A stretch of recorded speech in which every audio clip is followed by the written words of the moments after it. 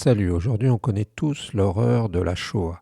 C'est enseigné, commémoré, documenté, et il n'y a pas un Français qui a pu passer à côté au cours de sa scolarité.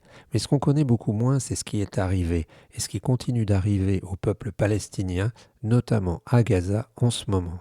On parle de Nakba, de catastrophe, et ça dure depuis après la Seconde Guerre mondiale, le moment où l'État d'Israël a été créé.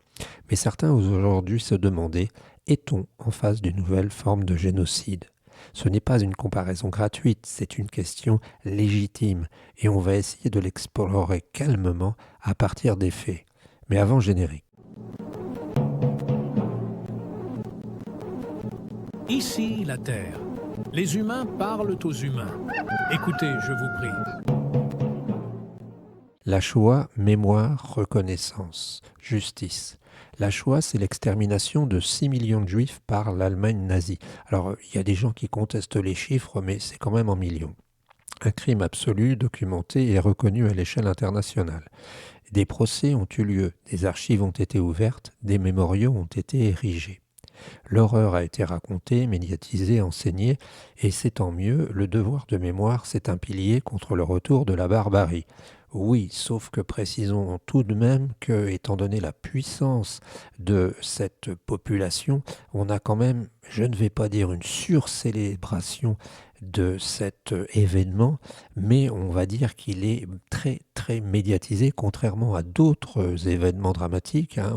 Rappelons-nous que pendant la révolution culturelle chinoise, on a perdu, je sais pas, 15-30 millions de morts, que pendant les purges de Staline, on a perdu au moins une quinzaine de millions de morts, et que les purges des pays communistes ont fait plus de morts que les deux guerres mondiales pratiquement.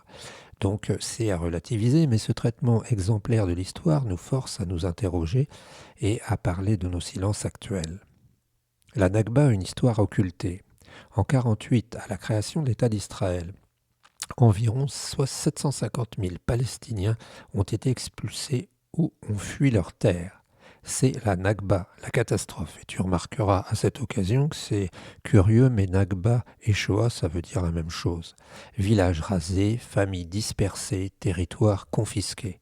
Mais contrairement à la Shoah, cette tragédie a été largement ignorée dans les médias occidentaux pendant des décennies. On peut le comprendre aussi pour les raisons que je citais avant.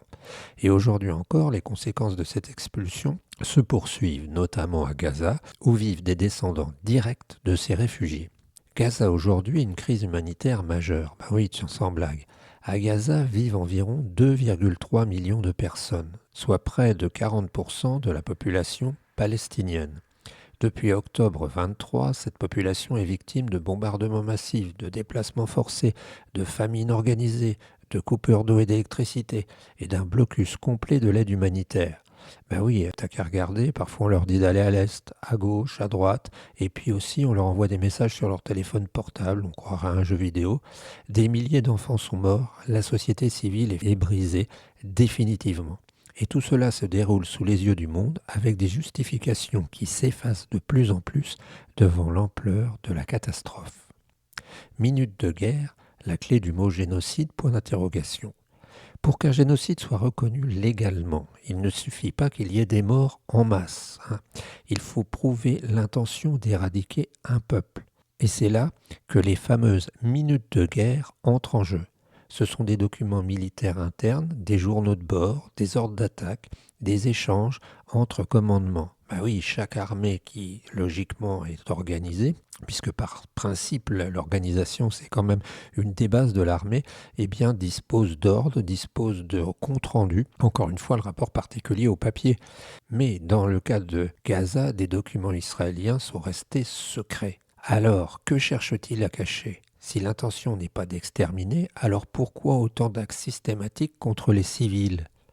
Crime de guerre ou extermination ? La ligne est fine. On parle de cibles militaires, mais les faits montrent des hôpitaux bombardés, des écoles détruites, des journalistes tués, des enfants ensevelis sous les gravats et on en passe. Des experts de l'ONU, des ONG comme Amnesty ou Human Rights Watch parlent déjà de crimes de guerre, voire de risque de génocide. Et pourtant, l'inaction internationale domine. Oui, à ce niveau-là, il faut dire que tout le monde s'en fout. On dénonce à moitié, on relativise, on détourne les yeux. Mais comment justifier que 40% d'un peuple soit plongé dans la famine et le chaos sans qu'on ose nommer les choses? Alors, notre ami Donald Trump, il a quand même dit qu'il y avait apparemment des enfants affamés là-bas. Point d'interrogation, ça mange pas de pain, comme on dit. Conclusion claire, la Shoah nous a appris une chose essentielle, plus jamais ça, mais ce plus jamais ça n'a de sens que s'il vaut pour tous les peuples, et pas seulement le peuple juif. Aujourd'hui, ce qui se passe à Gaza n'est pas à proprement parler une Shoah au sens historique, mais c'est peut-être une Nakba répétée, amplifiée et étouffée.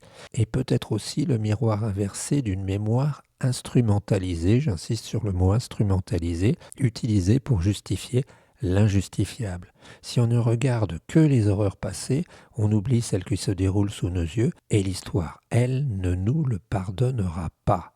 Eh ben oui, quand on voit ces photos de jeunes qui ont une vingtaine d'années, malheureusement, et qu'on voit ce paysage lunaire presque de Gaza complètement bousillé, on se dit que les types, malheureusement, eh bien, ce serait bien un miracle s'ils ne rentraient pas dans le djihad un jour, hein, parce que déjà, quand tu es dans des conditions normales, petit bourgeois dans un pavillon parisien, ça peut t'arriver de tourner à la Akbar, mais si par hasard, eh bien, tu vis ça, je pense que là, ton cerveau doit dérailler et tu pars en vrille. C'était simplement pour dire ça, on va dire une information qui n'est pas relayée, hein, parce qu'on a bien remarqué, comme je l'ai dit, qu'il n'y a pas une journée, il n'y a pas une semaine où on n'entende pas parler sur les médias officiels type France Inter du drame des Juifs, hein, ça j'en conviens, drame, drame, drame, on en parle tout le temps. Alors il fut un temps où il n'y avait pas cette affaire de Gaza si clairement exprimée, que je me disais que c'était un traumatisme qu'ils essayaient de métaboliser autrement, je ne sais pas, de faire qu'ils le traitent. Mais là, je me dis que vraiment, même au niveau de la crédibilité générale d'Israël, ils en ont beaucoup, beaucoup, beaucoup perdu. Et on en vient à se demander si tout ce que nous a dit sur finalement la Shoah n'est pas annihilé simplement par ce comportement. Voilà, si tu as des manières de voir les choses, donne-nous-les, parce que ce sujet, eh bien, c'est proprement incroyable, hein. On a une population qui est en train de mourir sous nos yeux. Tout le monde s'en fout et puis voilà, c'est comme ça. On se retrouve très bientôt. C'était Sentier du Bonheur. Ciao l'ami.